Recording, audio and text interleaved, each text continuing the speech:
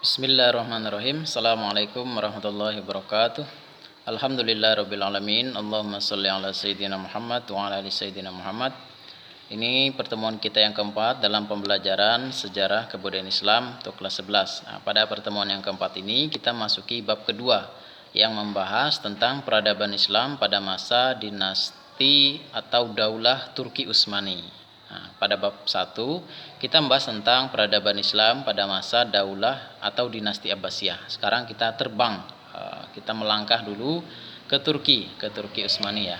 Nah, di sini ada 4 pokok bahasan yang akan kita pelajari. Namun dalam pertemuan yang keempat ini sifatnya masih pengantar supaya kita bisa lebih tahu tentang seluk-beluk dari pemerintahan, termasuk juga kemajuan-kemajuan yang dihasilkan oleh pemerintahan daulah atau Turki Utsmani.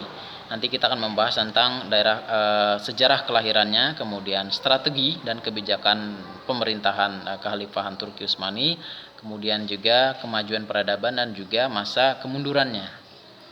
Nah, kita berbicara tentang sejarah kelahirannya dulu ya. Nah, daulah atau pemerintahan atau kerajaan atau kesultanan Turki Utsmani ini merupakan salah satu dari 3 kerajaan besar yang ibu kotanya adalah di Istanbul, Turki. Ini termasuk 3 kerajaan besar sesudah dinasti Abbasiyah runtuh.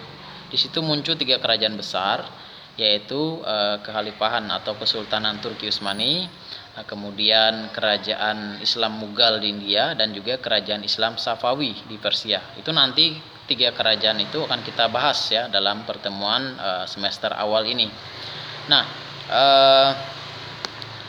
Turki Utsmani ini nama Utsmani itu adalah merujuk pada pendirinya nanti Utsman I.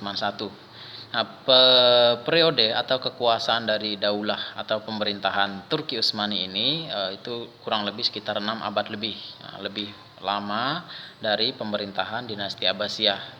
Nah, tentu saja tiap-tiap kerajaan dalam sejarah peradaban Islam, khususnya kerajaan Islam itu memberikan sumbangan ya atau kontribusi besar bagi kemajuan dunia Islam secara khusus ataupun kemajuan peradaban umat manusia secara umum. Nah, wilayah kekuasaan atau taklukan dari Turki Utsmani ini sangat luas, meliputi sebagian wilayah Eropa, kemudian Afrika dan juga Asia. Bisa dibilang atau bisa disebut Turki Utsmani ini menguasai 3 benua di seluruh dunia. Itu kan dunia ini kan terdiri dari 5 benua. Ada 3 benua, itu benua Eropa, Afrika dan Asia. Nah, ini daulah Turki Utsmani ini dari sejarahnya itu berawal atau berasal dari salah satu kabilah atau suku Turki, yaitu suku Kayi. Jadi dalam pemerintahan dinasti Abbasiyah, orang-orang atau masyarakat Turki ini sudah berperan besar dalam pemerintahan, baik sebagai pejabat pemerintahan, kemudian orang-orang militer, ataupun sebagai ilmuwan, penyair, arsitektur dan lain sebagainya. Banyak sekali perannya. Nah, daulah Turki Utsmani ini berdiri pada tahun 1299 Masehi dan runtuh atau hilang hancur, dihapuskan jabatan kekhalifahan pada tahun 1924 Masehi. Dari abad 13 Masehi sampai abad ke-20 Masehi. Nah, itu ya. Ibu kotanya pada awalnya adalah di daerah kota Sogut.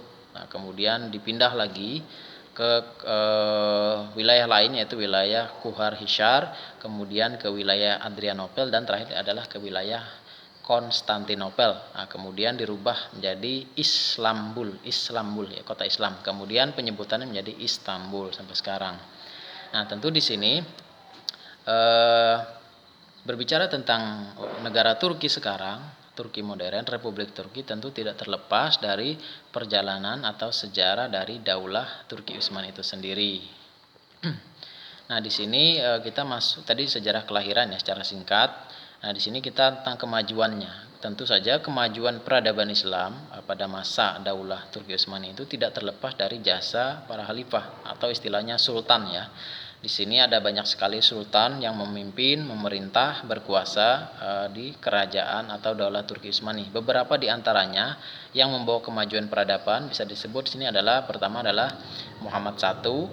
Dalam bahasa Turki Muhammad itu ya Mehmet. Nah, kemudian ada Murad II, kemudian Muhammad II atau Muhammad Al-Fatih, kemudian kemudian Bayazid II, kemudian Sultan Salim I dan Sultan Sulaiman Al-Kanuni. Nah, mereka ini adalah para sultan yang membawa kemajuan Turki Utsmani. Apa saja bentuk kemajuannya? Nah, bisa disebut di sini beberapa, diantaranya adalah ilmu pengetahuan dan teknologi yang berkembang pesat, baik ilmu agama maupun ilmu umum, kemudian arsitektur bangunan, kemudian pemerintahan termasuk administrasi pemerintahannya, kemudian termasuk bidang militer, bidang pendidikan, bidang sosial, ekonomi, seni, budaya, sastra, dan lain sebagainya. Intinya, kemajuan peradaban Islam itu tidak hanya dirasakan oleh para pemimpin, penguasa, tapi juga dirasakan oleh masyarakat, baik masyarakat Muslim secara khusus ataupun masyarakat umum atau masyarakat yang berada di wilayah kekuasaan Turki Utsmani pada masa itu. Nah, selanjutnya tentu saja di sini berbicara tentang kerajaan Islam di masa lalu itu juga tidak terlepas dari namanya masa kelemahan hingga masa kehancurannya ya. Tentu ada faktor-faktor atau penyebab yang melatar belakanginya, baik faktor internal dari dalam ataupun faktor eksternal. Di sini setidaknya ada 3 faktor penyebab yang membuat kerajaan Daulah Turki Utsmani itu melemah, bahkan mengalami masa kemunduran, hingga kemudian pada tahun 1924 Masehi kekhalifahan Turki Utsmani ini benar-benar dihapuskan ya, yang kemudian berdirilah negara Turki modern.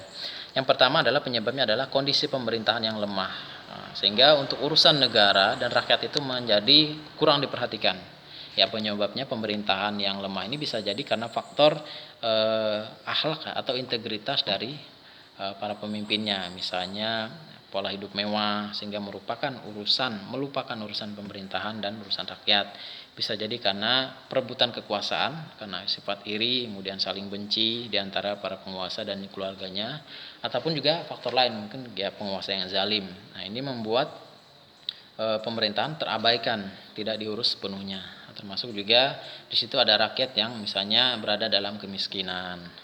Yang faktor berikutnya adalah memang pada masa itu ketika Turki Utsmani itu melemah, bangsa Eropa ini sedang masa kebangkitan, kemajuannya, sehingga ini berpengaruh ya pada kekuatan militer Turki Utsmani itu yang melemah, sehingga bisa diserang oleh bangsa-bangsa lain, khususnya bangsa Eropa.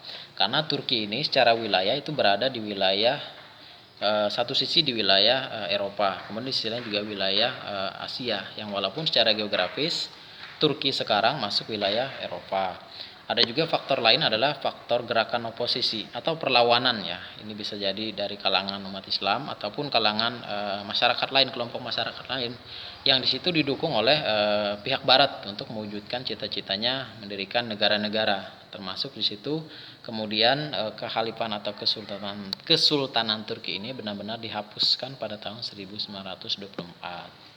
Demikianlah pengantar dari Bapak, semoga bermanfaat. Nanti kita lanjutkan di sesi berikutnya. Assalamualaikum warahmatullahi wabarakatuh.